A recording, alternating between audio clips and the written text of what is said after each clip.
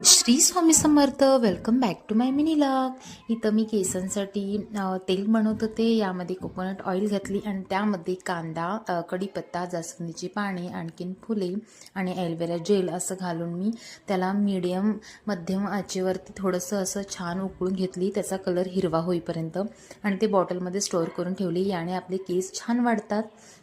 त्यासाठी मी हे करून ठेवते 1 महिन्यासाठी वगैरे. त्यानंतरला आमची यात्रा होते म्हणून वगैरे आम्ही सकाळी लवकर उठून आंघोळ वगैरे आमची आटपून बसलेलो. मम्मी म्हणाली, चला तुम्ही पटकन गरम गरम चपाती खाऊन घ्या चहासोबत. हे सुख फक्त माहेरातच मिळतं. अगदी बरोबर आहे. आणि आईशिवाय माहेर हे अगदी अपूर्ण आहे. त्यानंतरला मला रांगोळीसुद्धा काढायची होती. मम्मी म्हटली, एक छोटीशी रांगोळी काढून घे. मग मी रांगोळी काढायला घेतली. आपलं कुठलंही फंक्शन असो, सण असो, आपण आधी अंगणात रांगोळी काढतो, कारण हे आपलं इंडियन कल्चर आहे. आपण स्वागत करतो प्रत्येक सणाचं असं वगैरे.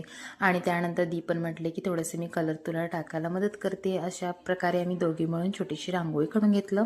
त्यानंतरला आम्ही माहीला पोचलो. गावामध्ये गर्दी होती तिथं.